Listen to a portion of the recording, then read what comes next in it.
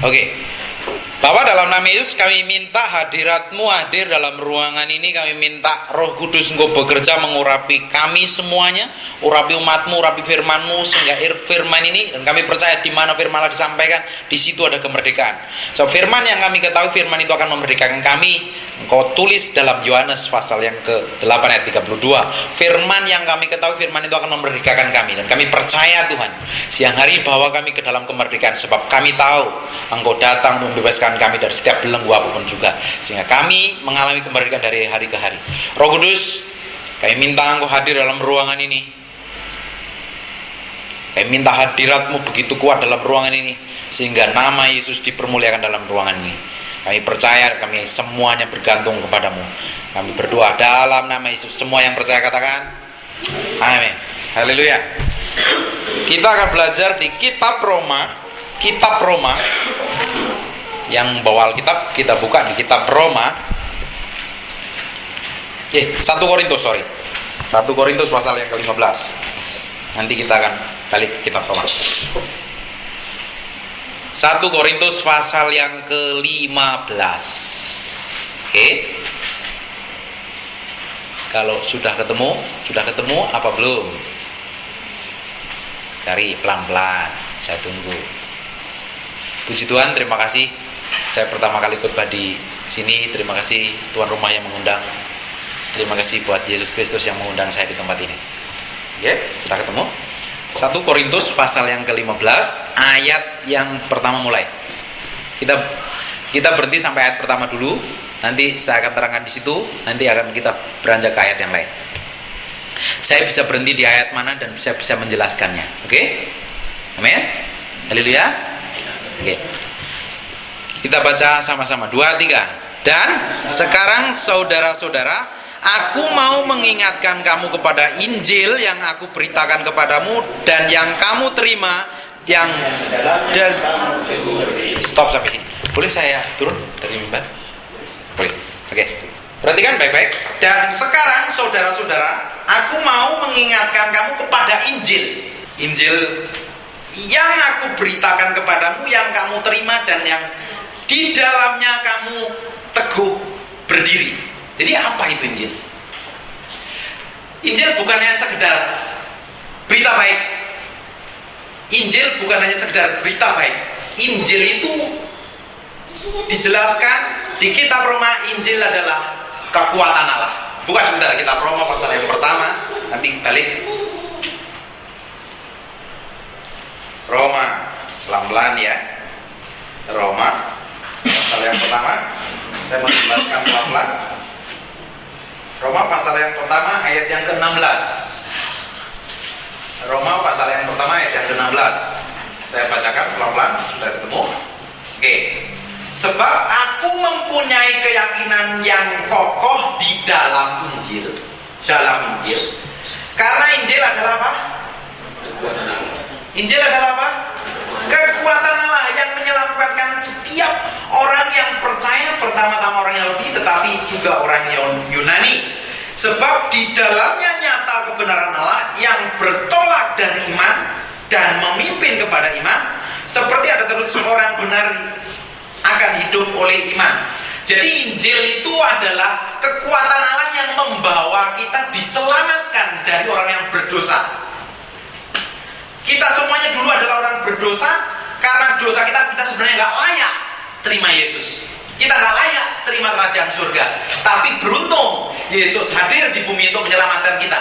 Makanya dia hari ini dia disalib.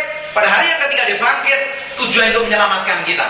Tanpa Injil tidak ada orang yang masuk di dalam kerajaan surga. Siapapun juga. Hanya ada satu jalan menuju kerajaan surga, melalui Yesus Kristus. Yang percaya katakan amin.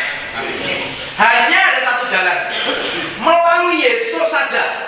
Orang boleh bilang bahwa banyak jalan menuju Roma, banyak jalan menuju ke surga. Orang boleh ngomong begitu, tetapi kita orang percaya hanya ada satu jalan menuju surga, hanya melalui Yesus. Jadi Yesus itu mestinya bukan secara fisik dia ada di surga, tapi saat ini dia kirim rohnya tinggal di antara kita Rohnya itu yang akan membawa kita ke dalam seluruh kebenaran. Kita jelaskan itu. Aku udah naik ke surga, tapi aku akan kirim rohku untuk membawa kamu semuanya ke dalam kebenaran. Kebenaran yang kita ngerti ini, kebenaran ini akan membawa kita mengerti berjalan setiap hari bersama Tuhan. Makanya tadi di kitab Roma, harusnya orang percaya itu bertolak dari iman kepada iman. Apakah saya kesempatan? Saya akan beri pelan-pelan. Oke? Sampai sini bisa terima? Oke? Jadi Injil itu adalah kekuatan yang membuat kita percaya dan yakin kita bisa terima. Kalau kita hari ini tiba-tiba ada gempa bumi dan gedung ini untuk menimpa kita, apakah kita yakin masuk kerajaan surga? 100% yakin? Yang belum yakin? Saya bikin yakin hari ini. Itu yang membuat kita percaya kita akan memiliki hak waris dari kerajaan surga. Orang lain boleh nggak percaya, tapi kalau Injil adalah kekuatan Allah yang membawa kita terima. Harusnya Injil itu, harusnya Yesus itu kita undang masuk di dalam hati, dan kekuatannya Yesus itu ada di dalam hati kita. Siapa yang percaya dalam hatinya ada Yesus? Semua yakin di dalam hatinya ada Yesus? Kira-kira kalau Tuhan pencipta langit dan bumi yang begitu dahsyat tinggal di dalam hati kita ikut dahsyat kan? Ikut dahsyat kan? Harusnya orang Kristen ikut dahsyat. Saya buktikan ayatnya ya. Percuma kalau Yesus di hari ini disalib tanpa ada kebangkitan, tidak akan ada powernya. Yesus mati dan disalib, dikubur, dan hari ketiga dia bangkit membuktikan maut tidak berkuasa atas dirinya. Kuasa yang membangkitkan Yesus dari kematian itu, kuasa itu yang tinggal dalam hati kita. Amin. Kita kira-kira ikut powerful enggak? Kita jadi orang Kristen yang member yang yes, Oma. Jadi orang Kristen yang powerful, Oma. Iya. Harusnya kekristenan kita ikut bergairah, power. Kami itu kuasa yang membangkitkan itu tinggal dalam diri kita. Kuasa itu nggak tinggal sama pendetanya saja loh, tinggal pada setiap orang percaya. Percaya. Buka Kisah Para Rasul 1 ayat yang ke-8. Saya tunjukin pelan-pelan ya. Saya dikasih waktu 45 menit. Masih berjalan 7 menit. Kisah Para Rasul 1 ayat yang ke-8. Saya tunjukin kenapa kuasa kebangkitan orang percaya, kuasa kebangkitan yang membangkitkan Yesus dari kematian itu tinggal dalam hidup kita. Kisah Para Rasul 1 ayat yang ke-8. Sudah ketemu? Boleh? Salah satunya anak muda kalau bisa baca. Oke? Kalau sudah ketemu salah satunya baca, tolong. Tetapi kamu akan menerima kuasa kalau Roh Kudus turun ke atas kamu, dan kamu akan menjadi saksiku di Yerusalem dan di seluruh Yudea dan Samaria dan sampai ke ujung bumi. Kamu itu kuasa itu, Roh Kudus itu akan turun ke kita, dan itu sudah dijanjikan Bapa. Itu kalau Roh Kudus tinggal dalam kita, siapa yang percaya semuanya dari Roh Kudus? Halo, semuanya percaya kan ada Tuhan kan? Itu bukan Yesus. Yesus secara fisik ada di surga. Yang ada dalam kita itu namanya rohnya Yesus, rohnya Bapa. Atau kalau kita mengajar, jelasin namanya Roh Kudus yang tinggal dalam kita. Kalau Roh Kudus tinggal dalam kita, kita akan terima kuasa untuk bersaksi. Makanya tadi di sini dijelaskan, kita bisa jadi berkat. Di mana ada orang sedih, kita bisa ada di sana jadi penghibur. Di mana ada orang kepahitan, kita akan memberikan jadi berkat di sana. Di catatan ini tadi yang ditulis kan? Itu tidak akan bisa terjadi tanpa ada kuasa Tuhan, tanpa ada Tuhan yang tinggal dalam kita. Makanya kita peringatin hari Paskah itu tujuannya untuk apa? Membuktikan bahwa Yesus tidak mati. Yesus tidak setengah mati, tapi Yesus 100% hidup. Dan kuasa kebangkitannya itu tinggal dalam hidup kita. Amin. Dan kuasa itu tinggal dalam hati kita. Kuasa itu tinggal bersama-sama kita. Kuasa itu diberikan kepada kita. Buka sebentar, saya banyak buka ayatnya, nggak apa-apa ya, belajar pelan-pelan firmannya. Jadi hari ini saya akan banyak mengajar. Saya tidak khotbah, karena firman yang saya ajarkan, firman ini kan membuat kita mengerti. Haleluya. Oke, buka di Lukas pasal yang ke-10. Catat saja ayatnya, nanti sampai rumah dibuka lagi, dipelajarin kalau bawa catatan. Kalau bawa catatan, buka, catat ayat-ayat ini. Nanti sampai rumah dibuka lagi. Oke. Lukas pasal yang ke-10 ayat yang ke-19. Saya ngajarin siang hari ini supaya kuasa kebangkitan itu manifestasi dalam hidup kita. Saya ngajarin kuasa yang membangkitkan Yesus dari antara orang mati tinggal dalam kita, sehingga kita tidak jadi orang Kristen yang memble, Kristen yang babak belur, kena masalah, Kristen yang gampang kepahitan, Kristen yang maunya balas dendam. Itu Kristen yang tidak menghargai kuasa Tuhan. Saya ngajarin kekristenan siang hari, Kristen yang realita hidupnya sesuai firman Tuhan. Amin. Mungkin baru dengar pendeta yang khotbahnya kayak gini ya, tapi tidak apa-apa lah ya. Apa yang saya omongin ada di Alkitab semua. Lukas pasal yang ke-10 ayat yang ke-19. Kita baca sama-sama. 2, 3. Aku telah memberikan kuasa kepadamu untuk menginjak ular dan kalajengking, dan kuasa untuk menahan kekuatan musuh, sehingga tidak ada yang akan membahayakan kamu. Perhatikan baik-baik. Jadi kuasa tadi itu sudah diberikan ke kita. Ular dan kalajengking lambangnya, ular lambangnya iblis atau Lucifer, lambangnya Satan. Satan dengan setan itu beda. Kalau iblis hanya satu, kalau roh jahat itu banyak. Iblis hanya satu. Di kitab Wahyu pasal yang ke-9, pasal 12 juga dijelaskan. Satan. Iblis itu Satan, Sa. Kalau C banyak, itu roh jahat. Kalau jengking lambang roh jahat. Itu kita udah dikasih kuasa untuk menginjak. Kuasa untuk menginjak kuasa pekerjaan setan. Jadi kita ini sebenarnya orang Kristen yang powerful, kan? Kristen yang berkuasa, urapan, penuh kuasanya Tuhan, kan? Jadi kalau orang Kristen yang masih gampang kepahitan, gampang tersinggung, marah, itu hari ini belum bertobat. Supaya kuasa itu tinggal dan manifestasi dalam hidup kita, dan kita jadi berkat orang banyak. Di sini itu dijelaskan tadi. Memaafkan di mana ada dendam. Ini kita nggak bisa memaafkan sesama orang yang menyakitin kita kalau kita tidak punya kuasa itu.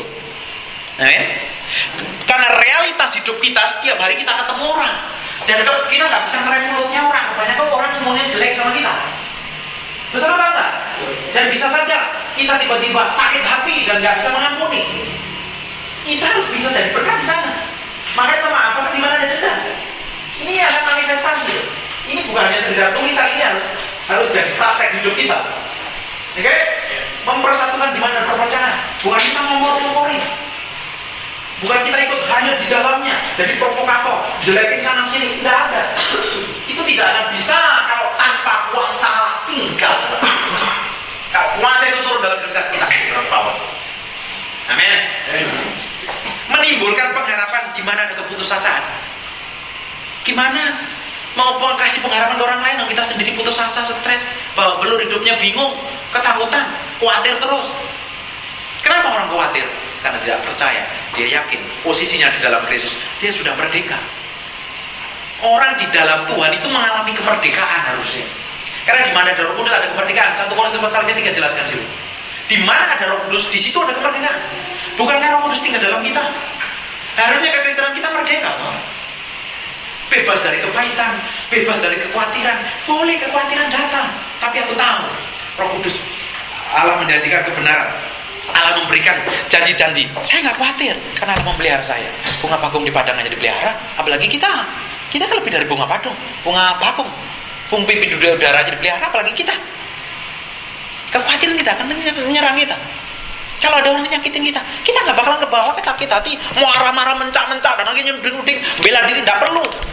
Karena Tuhan yang jadi pembela kita. Itu bukti kekristenan. Saya mau tanya, orang dunia nggak bisa melihat Yesus, betul apa nggak? Tetangga kita nggak bisa melihat Yesus, betul apa nggak? Dia bisa melihat Yesus yang manifestasi dalam hidup kita. Loh, itu orang kok karakternya kayak Yesus ya? Itu orang kok baik lagi? Itu bisa jadi berkat sama orang lain. Tapi kalau kelakuan kita sama orang dunia, ya apa bedanya? Haleluya. Selamat siang. Amin. Memberi iman di mana ada kebimbangan. Dan kita setiap hari mengalami, kita kumpul sama orang-orang yang setiap hari orang-orang dunia yang nggak kenal Tuhan, bimbang, sembako naik, BBM naik, gimana, penghasilan saya kecil, gimana, aduh nggak bisa, pusing. Mereka hidupnya bimbang, betul apa nggak? Harusnya kita ada di sana, jadi berkat di sana loh. Amin.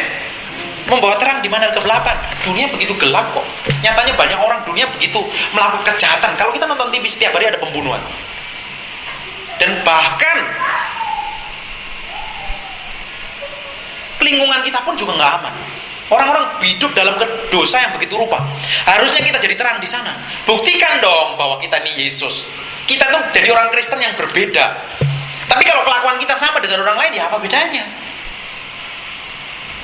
Karena kita dipanggil menjadi orang Kristen bukannya duduk di gereja. Kita dipanggil jadi orang Kristen untuk melakukan firman ke dunia, jadi berkat. Haleluya. Amin. Kalau kita nggak jadi berkat, kita sama saja sama orang dunia. Orang dunia menipu, kita ikut menipu orang Kristen. Minggu haleluya, haleluya. Puji Tuhan, shalom, shalom di gereja. Kita nipu, kita bohong, kita berdusta, kita kepahitan. Kita lakukan sama orang dunia. Terus minggu haleluya Pak Pendeta, shalom. Nggak ada gunanya. No power. Nggak ada kekuatannya. Saya mau ngajarin mulai hari ini kekristenan kita harus punya power jadi berkat bagi banyak orang. Kuasa kebangkitannya yang membangkitkan Yesus dari antara orang mati itu tinggal dalam kita. Amin. Haleluya. Bisa kasih senyum? Jangan tegang. Relax saja. Oke. Memberi sukacita di mana ada kesedihan.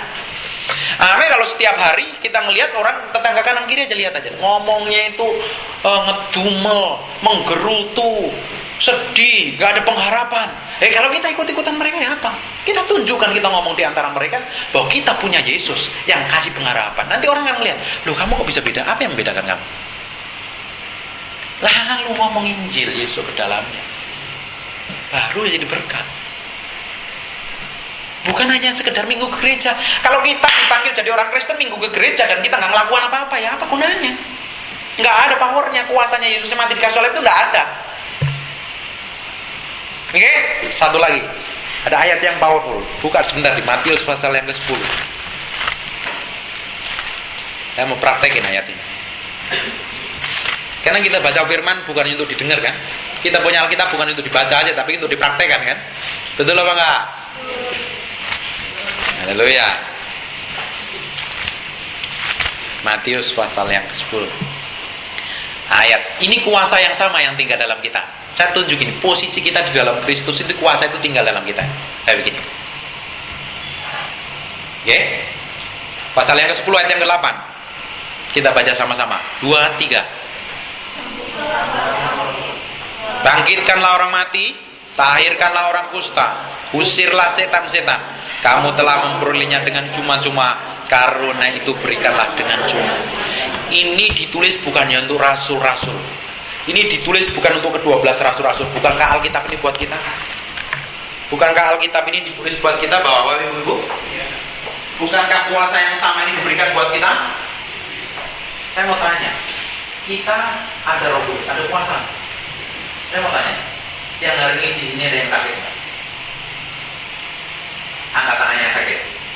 Apapun sakitnya, pegel, stres, apa? Ada yang sakit? Sakit apa Bapak? Jantung. Ibu, sakit apa? Batuk. Yang lain, ada yang sakit? Ada yang sakit? Ibu sakit apa? Tulangnya. Saya nggak tahu gereja ini mengizinkan saya berdoa untuk orang sakit apa enggak. Oke. Kita praktek firman. Ini firman bukannya sekedar dibaca. Ini firman untuk dihidupin. Kita mau praktekkan sama-sama.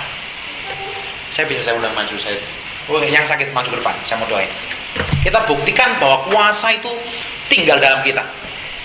Yesus bisa masih melakukan mujizat hari ini pun.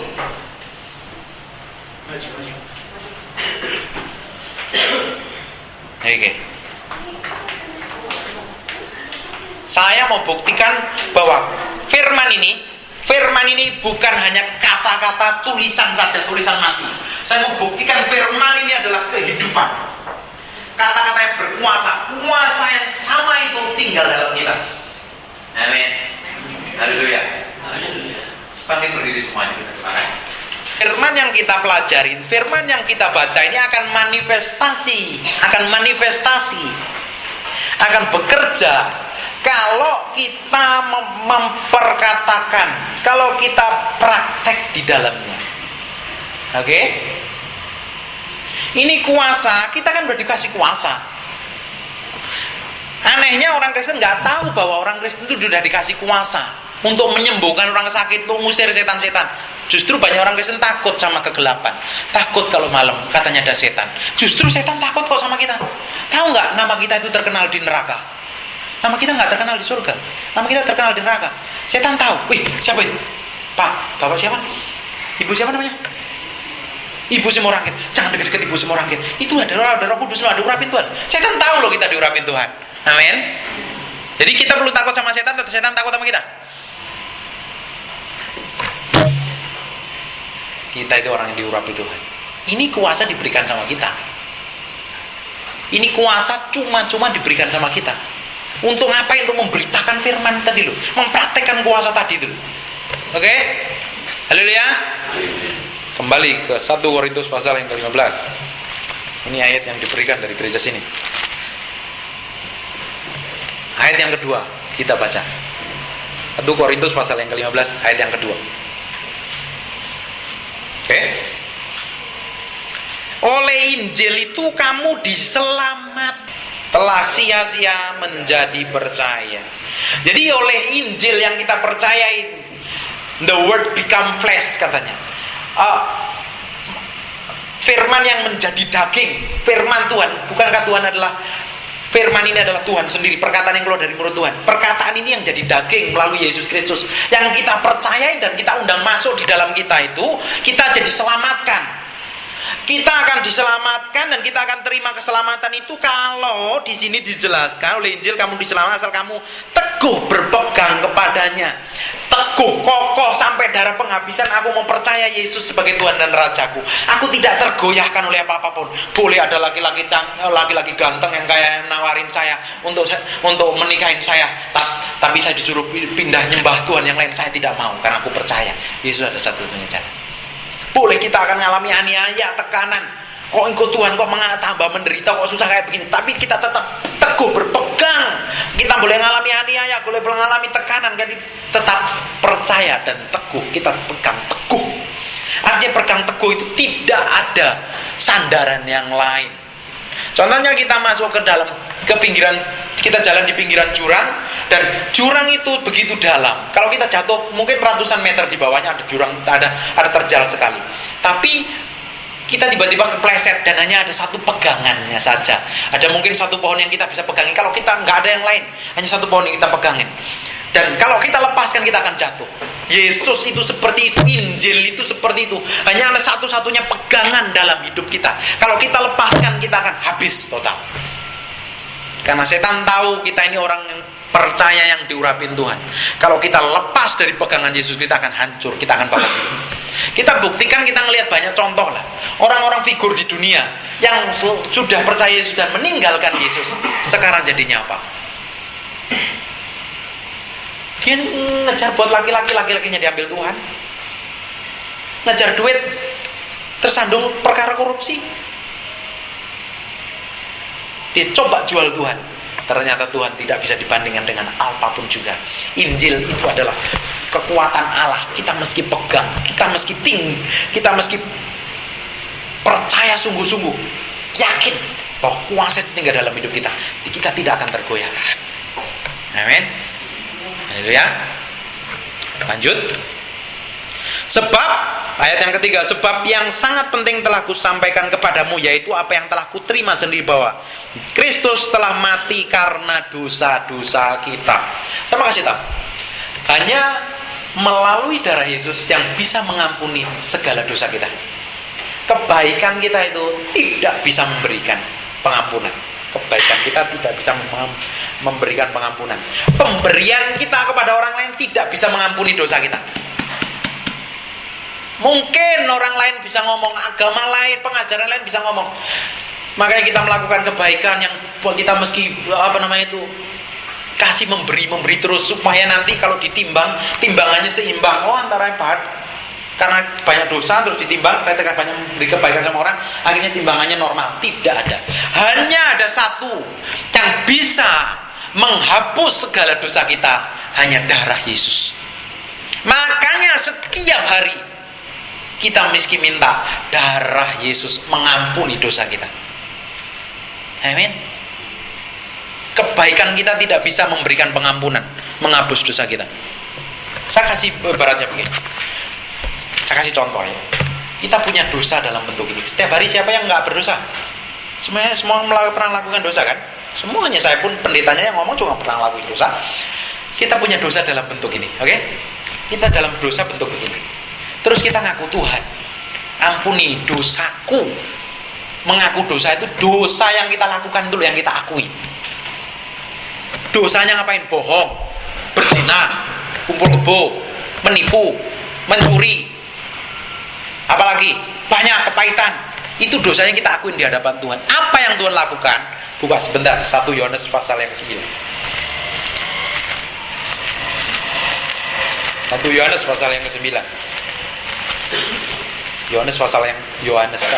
Surat Yohanes pasal yang pertama ayat yang ke-9. Oke, sudah ketemu? Yang mudah bacain, yang kenceng suaranya. Ibu, baca Bu. Jika kita mengaku dosa kita, maka Ia adalah setia dan adil, sehingga Ia akan mengampuni segala dosa kita dan menyucikan kita dari segala kejahatan. Nah, perhatikan baik-baik.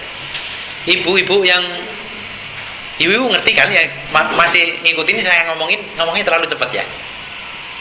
Masih bisa nangkep? Oke. Saya rasa ibu-ibu the best. Jika kita mengaku dosa kita, surat Yohanes pasal yang pertama ayat yang ke-9. Jika kita mengaku dosa kita ngaku dosa kita itu apa? Kita akuin setiap hari. Oke? Kita akuin dosa kita setiap hari.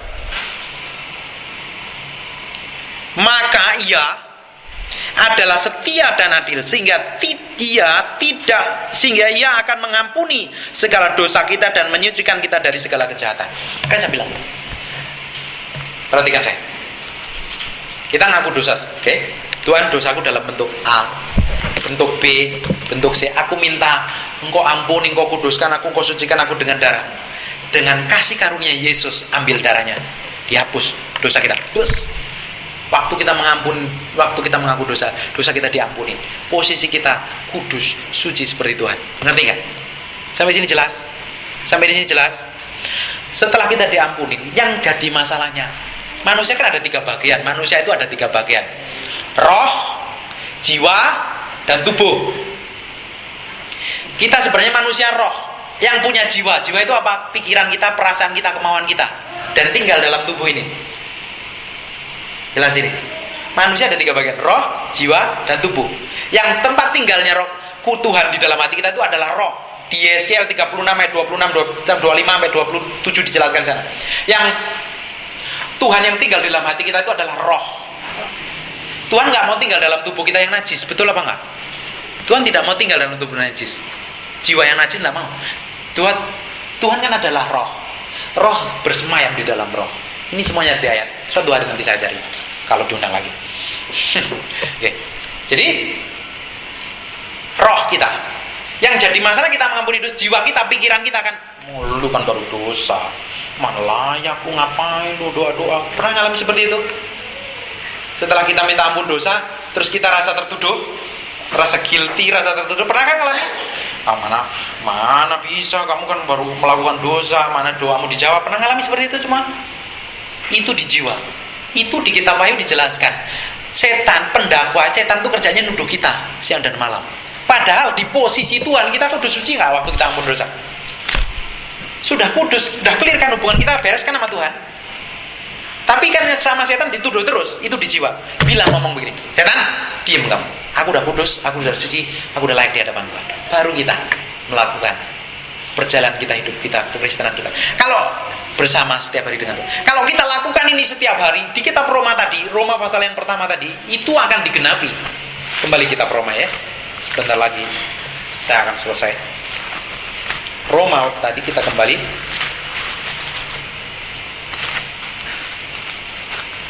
Oke. Yang Yesus inginkan tuh kehidupan dari kekristenan kita tuh setiap hari kita mengalami kemenangan.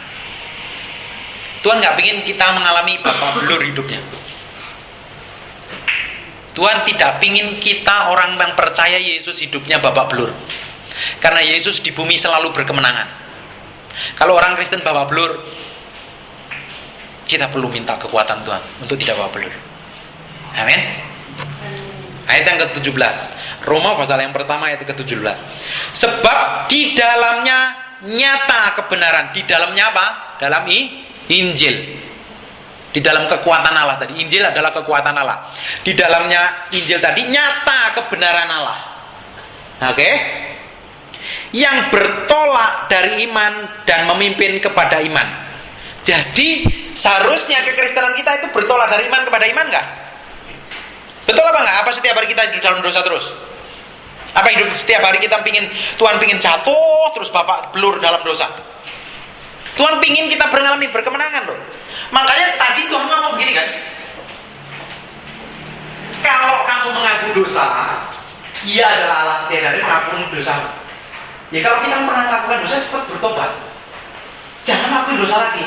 Supaya dengan kekuatan Allah kita bertolak dari iman, setiap hari berjalan dari iman kepada iman, tidak jatuh dalam dosa terus. Orang yang setiap hari bertolak dari iman kepada iman itu orang Kristen yang berkemenangan. Ayo ya. Tapi hanya ada satu. Ada beberapa sebenarnya, tapi saya mau sampaikan satu yang membuat kuasa Allah tidak bekerja dalam hidup kita. Hanya ada satu dosa yang Tuhan tidak bisa ampuni.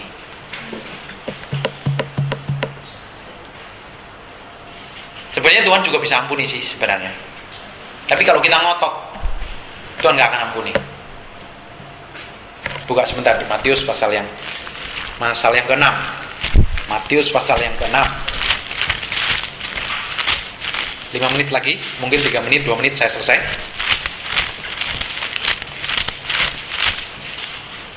Matius pasal yang ke-6. Ayat yang ke-14, 15. Ini meski beres dari orang percaya. Ini meski beres, ini bebas dari orang percaya.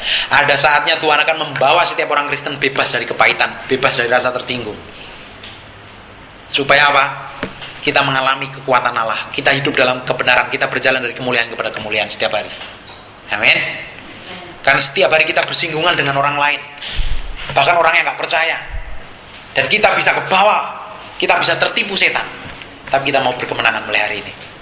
Karena ini adalah kematian Yesus, dan dari ketika dibangkit, kuasanya itu tinggal dalam hidup kita. Amin. Yesus tidak hanya mati aja loh. Kalau Yesus mati, ngapain kita ke gereja hari ini? Yesus mati dan bangkit kok, membuktikan dia bebas. Dia kuasa maut tidak menguasai dia. Setan, Lucifer, iblis nipu kita. Dia coba-coba mau menjebak Yesus. Dipikir, wah Yesus mati, dia kalah sama kita. Ternyata hari ketika dibangkit dan kuasa kebangkitan itu tinggal dalam kita, kita jadi orang yang percaya. Kita jadi nyembah dia, kita ikutan, kita jadi orang yang powerful. Dan kita sungguh-sungguh hidup berjalan ke kebenaran setiap hari. Tuhan akan pimpin kita dari kemuliaan kepada kemuliaan. Hidup kita berkemenangan dari kemenangan. Hari demi hari mengalami kemenangan. Amin. Oke. Matius pasal yang ke-6 ayat 14-15. Kita baca sama-sama. Ini ayat ini bagus sekali.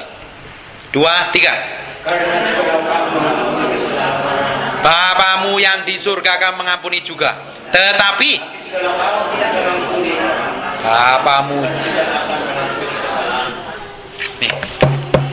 yang membuat doa orang Kristen tidak dijawab, yang membuat orang Kristen tidak punya power, tidak punya kuasa, karena kepahitan.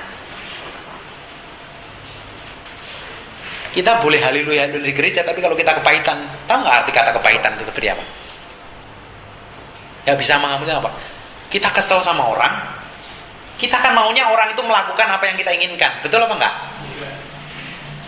Maunya itu orang itu ngomong yang seperti kita inginkan, betul apa enggak? Tapi kenyataannya kan berbeda kan?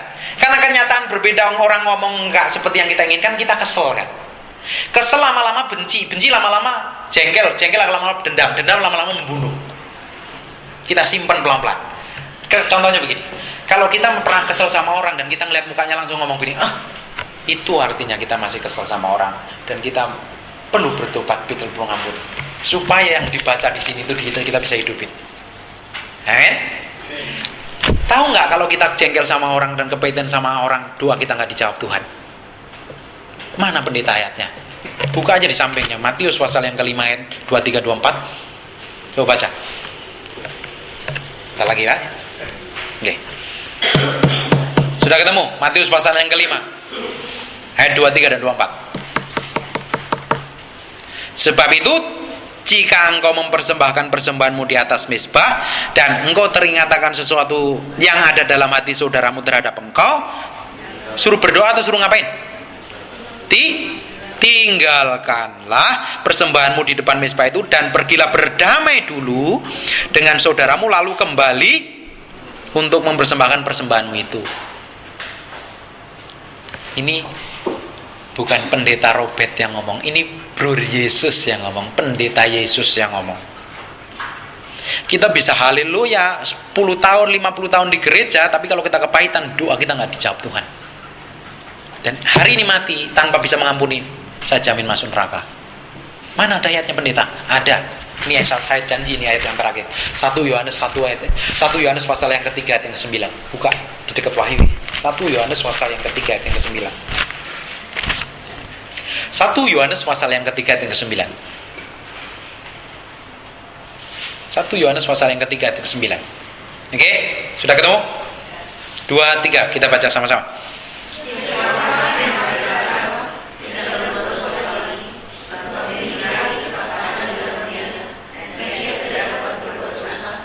Salah. Bukan, no. 1 Yohanes pasal yang ketiga ayat yang ke-15.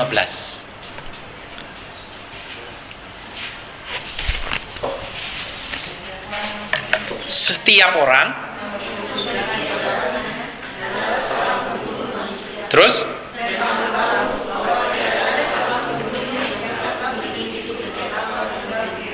setiap orang yang membenci saudaranya adalah seorang pembunuh. Seorang pembunuh manusia. Dan kamu tahu, tidak ada seorang pembunuh yang tetap memiliki hidup yang kekal di dalam dirinya. Tahu nggak? Kita nggak usah pakai pisau bunuh orang. Kita benci sama orang dan nggak bisa ngampuni, kita udah bunuh. Apalagi yang sesama orang Kristen nggak bisa ngampuni, sangat mengerikan. Kita bisa haleluya, kita menyembah, mulut kita berbuih-buih, nyanyi haleluya 30 kali, 40 kali, dan tidak bisa ngampuni. Alkitab ngomong tidak mendapat kerajaan Allah, alias masuk neraka. Makanya ini momen ini kita pakai. Saya undang bangkit berdiri sama-sama, tutup Alkitabnya.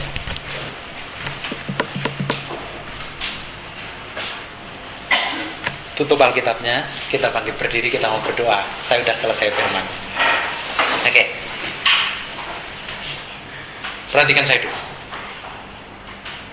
Hari ini kita memperingati kematian Yesus dan dia akan dibangkit hari ketiga, dia akan bangkit. Kematian itu tidak akan pernah ada kuasanya kalau hidup kita tidak beres dulu dengan Tuhan. Hidup kita tidak beres dengan sesama. Hari ini yang simpen kepahitan sama orang lain, ampuni dia, supaya kuasa itu tetap tinggal. Tuhan tidak mau tinggal dalam pribadi yang kepahitan. Kepahitan itu di mata Tuhan itu najis. Ada ayatnya juga itu, saya nggak bisa buka hari ini. Kotor. Tuhan tidak bisa tinggal dalam pribadi yang kotor. Tuhan mau tinggal dalam pribadi yang bersih, supaya kuasanya nyata malam siang hari ini. Karena Tuhan pingin kita setiap hari berjalan dari kemuliaan kepada kemuliaan. Tuhan tidak pingin hari ini kita berjalan dalam kekudusan, hari Senin kita jatuh dalam dosa, hari Selasa jatuh dalam dosa, baru hari Rabu bangkit lagi. Tuhan nggak pingin seperti itu. Tuhan pingin setiap hari kita berjalan bersama Tuhan, beriringan, supaya kuasa Injil ini nyata, kekuatan Injil itu nyata, membawa kita ke dalam kekuatan Allah, membawa kita ke dalam kebenarannya. Kita menjadi serupa, segambar dengan Kristus. Dan untuk menjadi serupa segambar dengan Kristus, Tuhan izinkan segala persoalan terjadi dalam hidup kita. Nyatanya kita masih hidup di dunia. Kita nggak setiap hari di gereja kan? Saya juga masih kerja sama istri saya. Kita semuanya berhubungan dengan orang dunia. Dan kita harus jadi berkat di sana. Itu tuh Tuhan izinkan kita campur berkomunikasi, berinteraksi dengan orang dunia itu ngapain? Kadang Tuhan pakai kita untuk membentuk, mempraktekkan firman jadi kehidupan supaya orang lain bisa melihat Kristus di kita. Amin. Tutup matanya. Bilang sama Tuhan, bereskan hatimu siang hari dengan Tuhan. Jangan izinkan kepahitan keluar dari gereja ini masih ada nempel. Haleluya. Izinkan Tuhan bekerja dalam hatimu. Bereskan hati kita masing-masing dengan Tuhan. Ikutin doa saya. Bapa, dalam nama Yesus, aku bersyukur menerima kuasa kebangkitan itu yang tinggal dalam hatiku. Bawa aku dalam kemenangan hari demi hari, berjalan dalam kekudusan, berjalan dalam kesucian, supaya Kristus nyata dalam hidupku, nyata dalam pikiranku, nyata dalam perkataanku, nyata dalam perbuatanku, sehingga hidupku jadi berkat buat orang lain. Tuhan, Kau lihat hatiku yang paling dalam. Kalau ada dosa, kepahitan, jengkel, dendam, gak bisa mengampuni, benci, siang hari ini aku mau ngambil keputusan. Aku mau ampuni orang yang menyakitkan aku. Aku mau temui dia, dan aku akan bilang, aku minta maaf. Aku berdoa siang hari ini, kekuatanmu tinggal dalam hidupku. Hari ini Roh Kudus, aku minta kuasa Injil mengalir dalam hidupku, dalam nama Yesus. Terima kasih buat kematianmu, kebangkitanmu yang membawaku menjadi orang Kristen yang berkemenangan, yang berkuasa, yang memiliki kelimpahan di dalam Kristus. Aku tidak akan kekurangan, aku tidak akan tertindas oleh sakit penyakit, tapi aku merdeka, aku menang, aku bebas, aku sehat oleh darah Yesus, oleh kekuatan Yesus. Mulai siang hari ini, dalam nama Yesus, aku mengucap syukur. Haleluya. Amin.